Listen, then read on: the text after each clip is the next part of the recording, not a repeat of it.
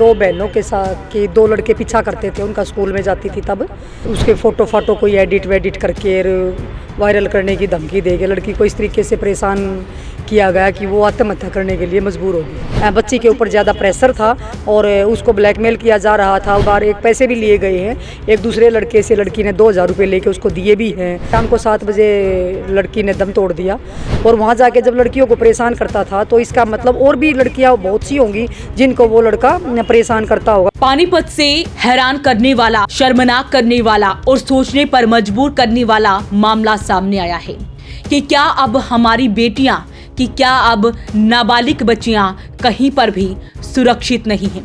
दो बहनें रोजाना अपने स्कूल जाया करती थी, पढ़ना चाहती थी और अपने पैरों पर खड़ा होना चाहती थी, लेकिन मंचलों की गंदी हरकतों की वजह से एक बेटी ने अपनी जान दे दी। मामला है पानीपत के ओल्ड इंडस्ट्रियल थाना का, जहां पर दो बहनें स्कूल जाया करती थी, लेकिन बीच रास्ते उनके आने जाने पर दो युवक उन्हें परेशान किया करते थे। इतना ही नहीं, उनकी हरकतें दिन पे दिन बढ़ती जा रही थी। युवकों ने बहनों की फोटो खींची और उसके बाद उस फोटो को एडिट करके उस पर न्यूड फोटो बना दी गई और जिसके आधार पर बहनों को ब्लैकमेल किया जाता था। छोटी बहन जिसकी उम्र 14 साल थी और बड़ी बहन जिसकी उम्र 16 साल है, दोनों बहनों को ब्लैकमेल किया जाता था, जिससे तंग आकर छोटी बहन जिसकी उम्र 14 साल थी उसने अपनी जान दे दी। हालांकि जैसे ही परिवार वालों को पता लगा वो आनन फानन में उसे अस्पताल लेकर पहुंचे, लेकिन 14 साल की नाबालिग बेटी ने दम तोड़ दिया। वहीं बड़ी बहन जिसकी उम्र 16 साल है, उसने बताया कि कई दिनों से दो युवकों द्वारा उन्हें परेशान किया जाता था और छोटी बहन काफी दिनों से मानसिक रूप से परेशान रहने लगी थी। युवकों द्वारा उसे ब्लैकमेल किया जा रहा था, यहाँ तक कि उसे पैसे भी दिए गए थे, लेकिन उनकी हरकतें दिन पे दिन बढ़ती जा रही थी, जिससे परेशान होकर छोटी बहन ने आत्महत्या कर ली। तो इतना बड़ा मामला सामने आया है, परिवार वालों में गुस्सा है और लेकिन सवाल भी उठते हैं पुलिस प्रशासन पर कि पुलिस ने देरी क्यों की। जब बयान लिए गए थे तो पुलिस द्वारा तुरंत आरोपियों को पकड़ा क्यों नहीं गया, ये सवाल भी उठाए हैं समाज सेविका सविता आर्य ने। उन्होंने बताया कि अगर समय रहते पुलिस आरोपियों को पकड़ लेती तो ज्यादा अच्छा होता, लेकिन फिलहाल जो है पुलिस इस मामले को गंभीरता से ले रही है और मामले में आरोपियों को तलाश कर रही है। एक बार सुनिए समाज सेविका सविता आर्य की भी आखिरकार पूरा मामला क्या था और अब तक पुलिस द्वारा क्या कार्रवाई की गई है। ये ओल्ड इंडस्ट्री थाने के अंतर्गत दो बहनों के साथ के दो लड़के पीछा करते थे, उनका स्कूल में जाती थी तब, और उसके बाद उस लड़की को इतना परेशान कर दिया कि उसके फ़ोटो फाटो कोई एडिट वेडिट करके वायरल करने की धमकी दे के लड़की को इस तरीके से परेशान किया गया कि वो आत्महत्या करने के लिए मजबूर हो गई। और कल दिन में उसको हॉस्पिटल में एडमिट कराया था, किसी प्राइवेट हॉस्पिटल में।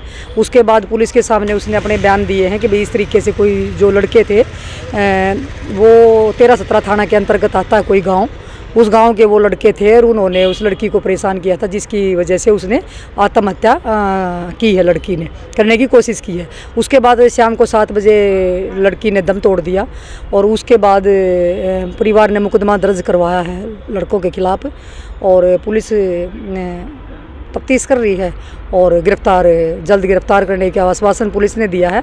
लेकिन थोड़ी सी मैं ढील बताऊंगी पुलिस की। अगर कल जिस तरीके से 3:30 बजे जब बयान हो गए थे और 7 बजे लड़की ने दम तोड़ दिया था, अगर पुलिस चाहती तो उस समय गिरफ्तार कर सकती थी, तो उनको भागने का मौका ना मिलता। तो अभी वो फरार हैं।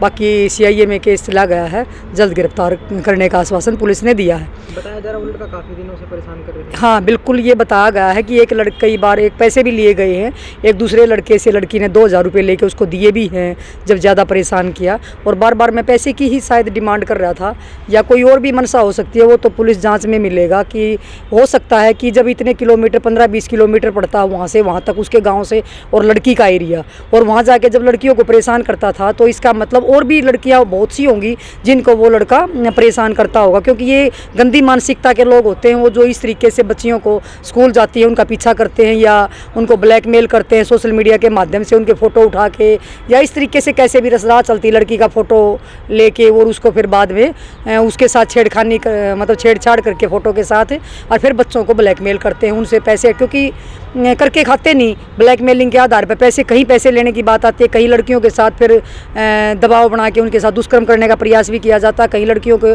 लेके भाग जाते हैं, कई कुछ भी। मतलब कहने का ये है कि भाई बहुत से जब इस तरीके की घटनाएं आपको भी पता, हमारे सामने भी जब ये आती हैं, तो ये घटना में भी ऐसा लगता है कि कहीं ना कहीं बच्ची के ऊपर ज़्यादा प्रेशर था और उसको ब्लैकमेल किया जा रहा था। उसके साथ हो सकता है और भी वो जाँच में मिलेगा कि पुलिस जाँच में क्या मिलता है। तो ऐसे में कड़ी कार्रवाई होनी चाहिए इन आरोपियों पर और जल्द से जल्द आरोपियों को पकड़ना चाहिए। और मैं पुलिस प्रशासन से आपके चैनल के माध्यम से निवेदन करना चाहती हूँ कि ऐसे दरिंदों को जल्द से जल्द गिरफ्तार करके और उनको कड़ी से कड़ी सज़ा मिले, उन पर रिमांड लिया जाए, ताकि ये भी पता लगे कि और भी कितनी बेटियों के साथ ये ऐसा करते होंगे, जो स्कूल में जाते वक्त बेटियों को के साथ जो छेड़खानी होती है।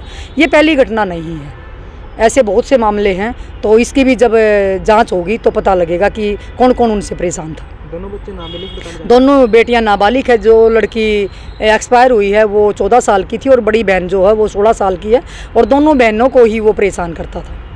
तो इस बार दो लड़के हैं, दो जो परेशान करते थे। तो घर वालों को कभी नहीं बताया? घर वालों को तो शायद इन्होंने कल ही बताया है बच्चियों ने, जब जिस टाइम पे उसने घर वालों को अगर बताते तो थाने में कंप्लेंट वो करवाते, लेकिन घर वालों को नहीं पता, घर वालों को नहीं बताया होगा तभी तो, नहीं तो पुलिस घर वाले थाने में जाके शिकायत करते। लेकिन आरोपी फरार है।